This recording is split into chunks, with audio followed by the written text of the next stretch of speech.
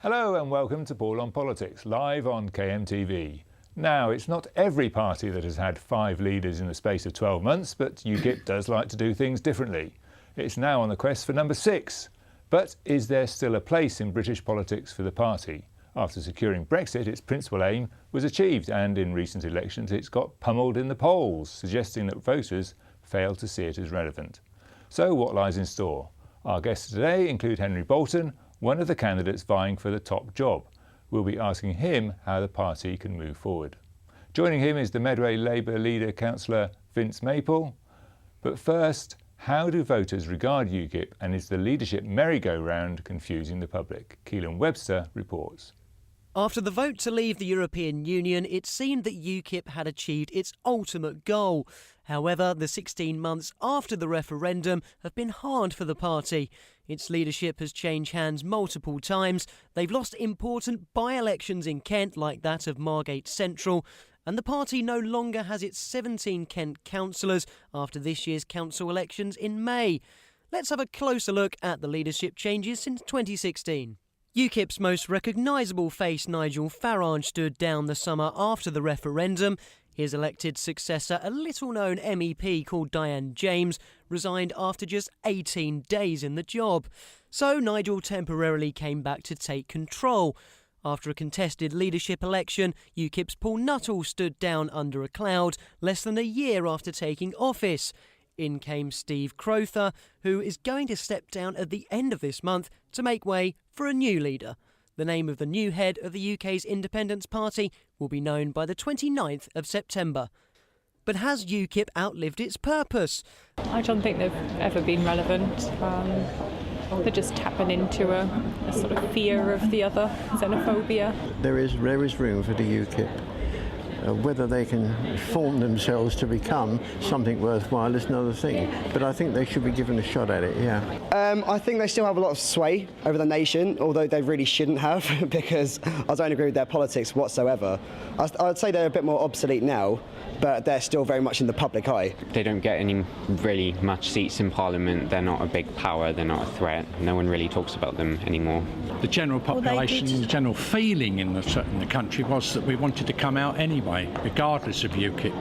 They may have helped tip the balance, but frankly, the way they behaved since the election, they're a total waste of time. Well, Henry Bolton, you're obviously a man who likes a challenge. You're possibly the patron saint of lost causes, or possibly both. What would UKIP look like under your leadership? Well, first of all, I think that UKIP looks like what it is now.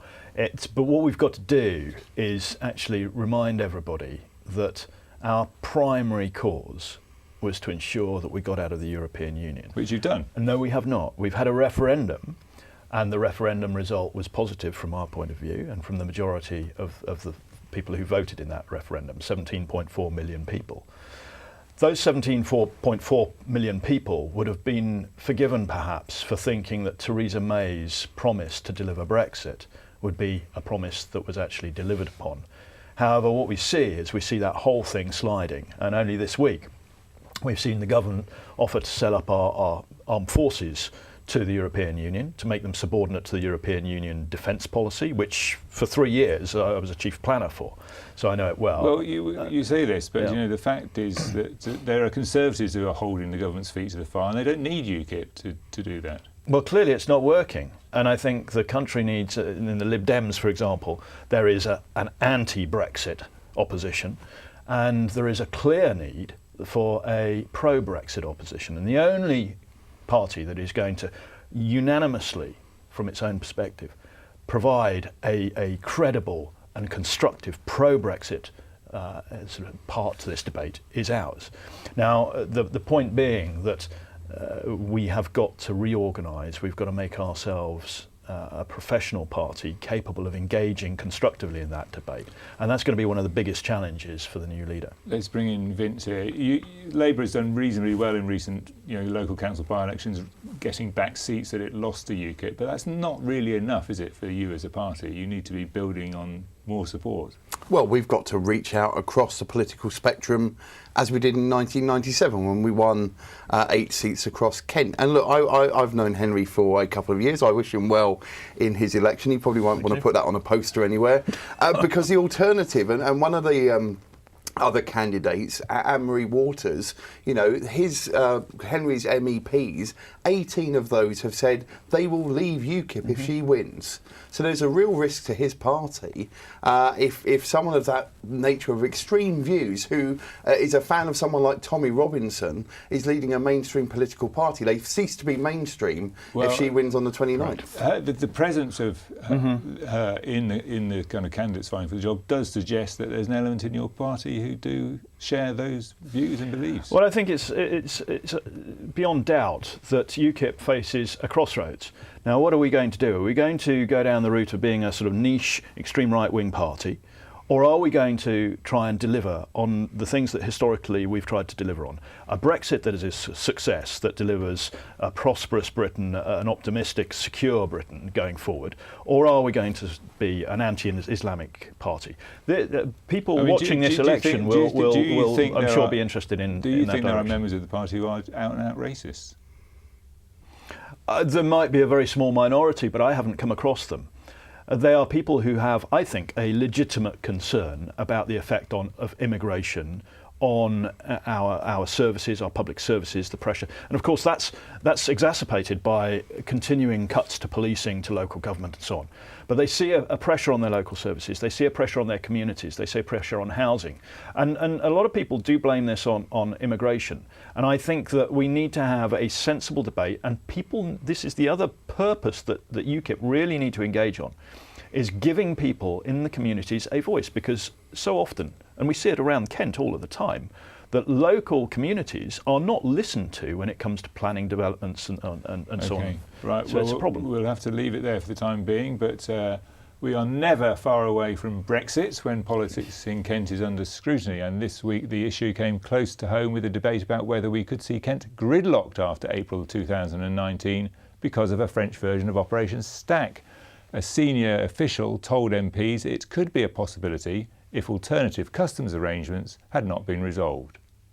Ever since the referendum to leave the European Union in June 2016, one of the biggest questions for Kent has been what will happen to the port of Dover. Will there be a permanent return of Operation Stack due to long processing time for lorries? And will the county bear the weight of post-Brexit international commerce? This week, a senior government official has warned the biggest problem might not be in Kent, but across the border in France. During a meeting of the Treasury Select Committee led by Dover MP Charlie Elphicke, the chief executive of HMRC said the port that might see the biggest disruption in a post-Brexit UK is Calais. Brexit and getting citizens right is not some kind of routine government reorganisation that one thinks about on Thursday afternoon. It is the most important national project since the Second World War, and if we're not ready, and if the system isn't ready, would it be fair to say that the entire economy goes rapidly into gridlock, along with all the roads on the road to the Channel ports? I think our major concern is the closed-loop system that is Dover to Calais. Everyone's focused on Operation Stack. There is equally, I think, a risk that you end up with a French Operation Stack, because you can't get through Calais to get to Dover, whilst everything is fine to leave the UK, you can't get in. So we need to make sure that system is balanced, because it only takes something like 2 hours for it to stop. And, you know, away from the ideological argument, there's a practical argument going on here. Is Kent going to be lumbered when Brexit actually happens or doesn't happen in 2019 with these issues, big issues of infrastructure? Well, maybe it's not good news for you, but I'm going to agree to an extent with Charlie Elphicke here. The country faces a severe risk as a result not of leaving the European Union, but of a failure of government to plan and prepare effectively for leaving it.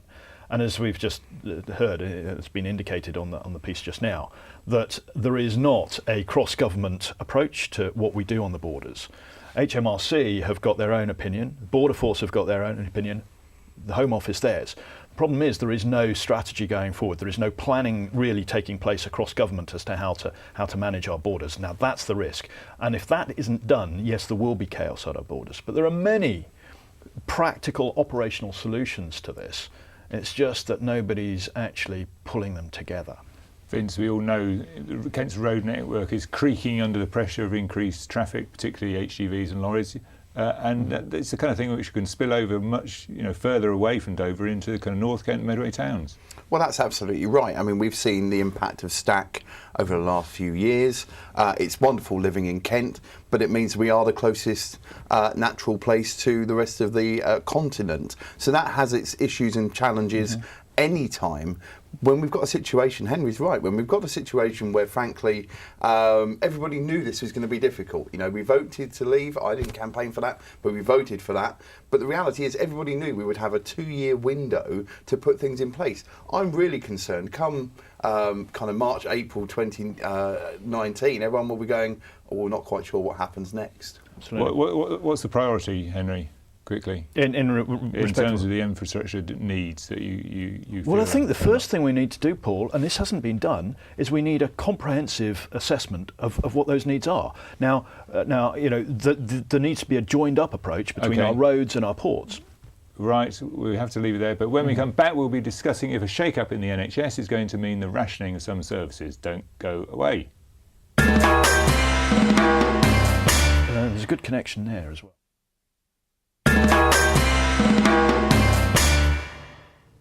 Welcome back to Paul on Politics Live on KMTV with our guests Henry Bolton and Vince Maple.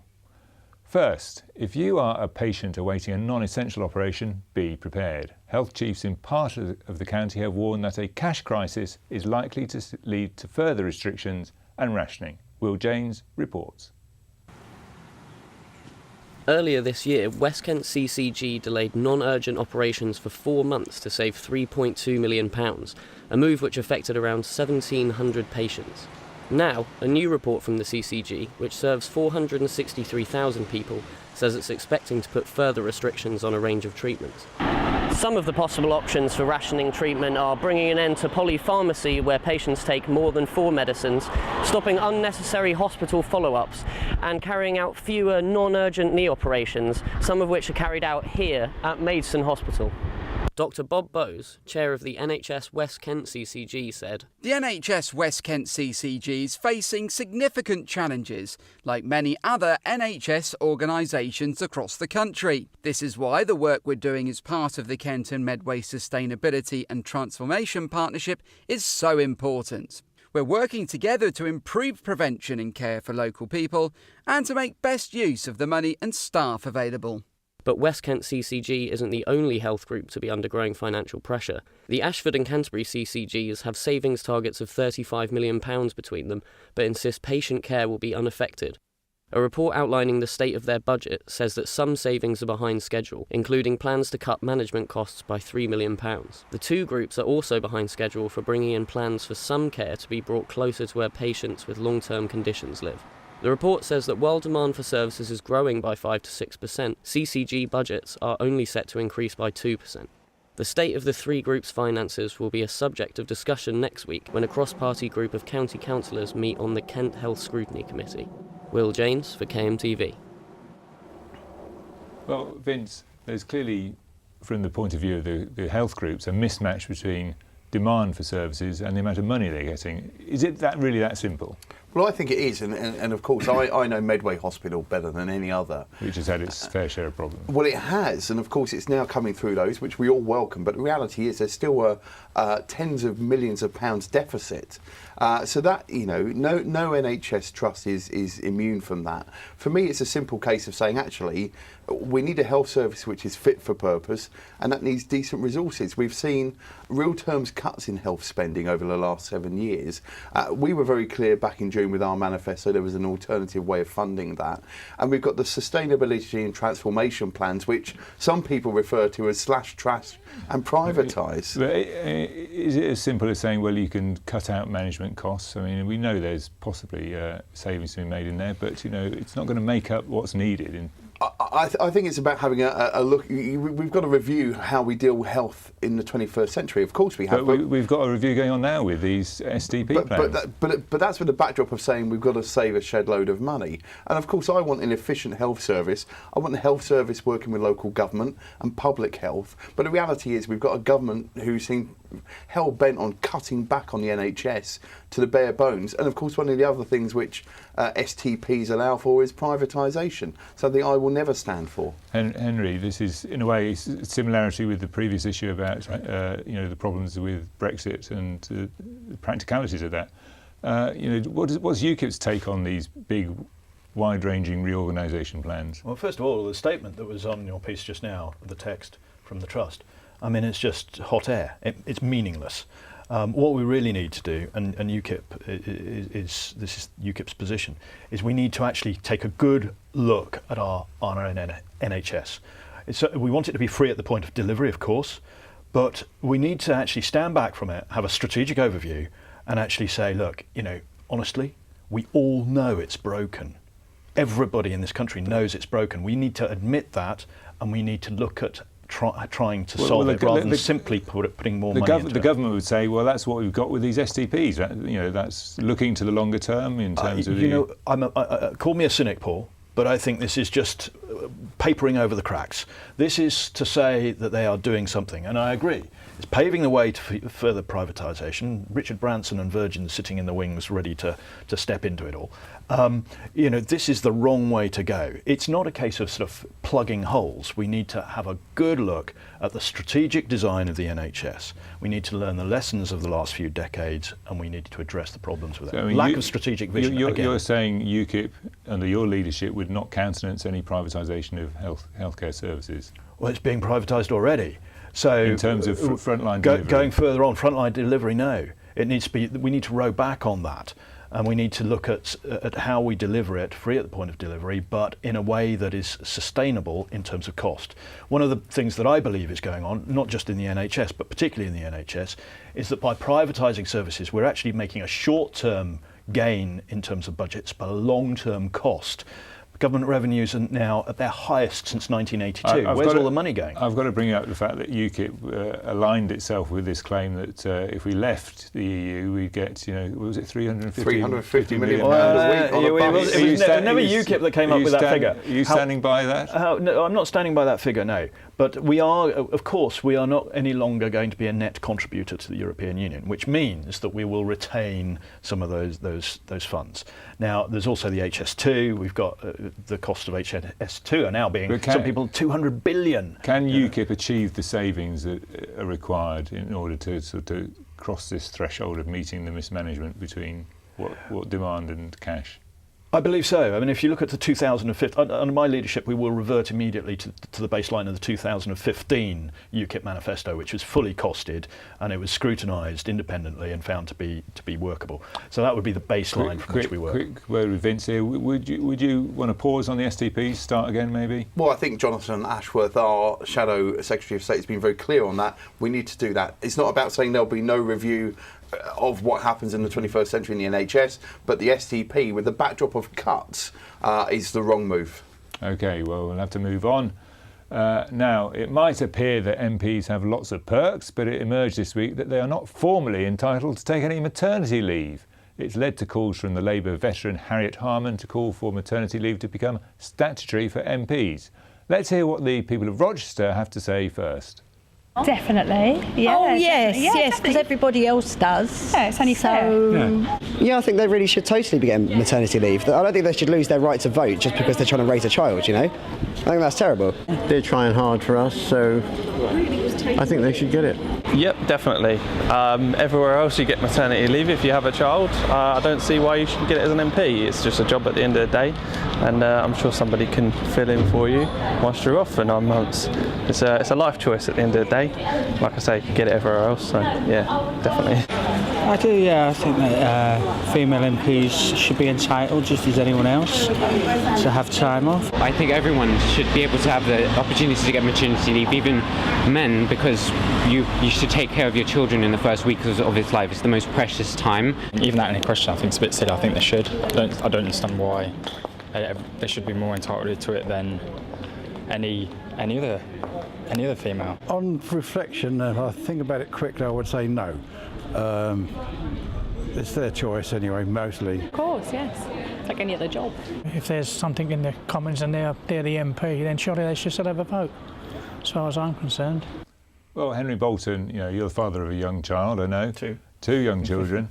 Most people seem to think it's a very sensible idea to give MPs a maternity leave, but there is an issue, isn't there? A democratic deficit, if you like. If your MP is off for 6 months, who's representing your interests in the House of Parliament? Absolutely, and two things to be said. One, in principle, of course, I believe female MPs. Female? Just female? Well, you were talking about maternity leave, not paternity leave. But I do believe that, of course, they should be able to take maternity or paternity leave.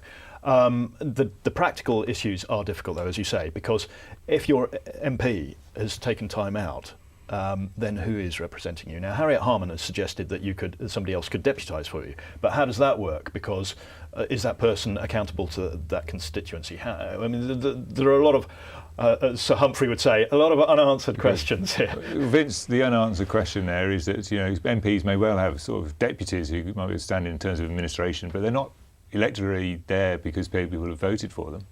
No, I mean, I think we need to be progressive on this. We need to recognise that actually we don't want to put anybody who's looking to become a parent off of standing for elected office.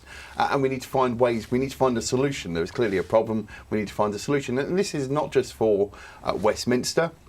Absolutely across local government. The vast majority of councils don't have anything in place for councillors who are looking to have maternity or paternity leave. It's a kind of not a full-time job, is it? It's part of increasingly so, certainly for cabinet members and the such like. I would say actually that is important. We want to encourage those people to step forward. I'm sure we're not the first country to be having this debate. I think, I'm not an expert on this, Paul, but if we looked at Sweden, if we looked at Denmark, if we looked at Norway, Finland, I'm sure that they've probably had this debate and they've come up with some solutions. Let's see what they've done. I actually don't know. You're looking to borrow ideas from our European partners. I've no problem with that, but I just don't want to be governed by an ever more centralising, expansionist organisation such as sits in Brussels. Right. I don't want them to tell us how to do it. Okay, Vince. Yeah, I mean, I think this is whether it's Westminster or whether it is local government, we need to find a solution. And again, I recognise that we've seen good examples of particularly new mums. Well, I'm afraid you're not going to have any time to say what these good examples are, I'm afraid. I'll put it on Twitter. The clock is against us, as it always is. That's all from us here at Paul on Politics. Thanks to our guests for coming in, Henry Bolton and Vince Maple. We'll be back soon. In the meantime, you can catch up on all the latest political news by logging on to kentonline.co.uk or listening to KMFM, or following me on Twitter at Paul on Politics. Goodbye and thanks for watching.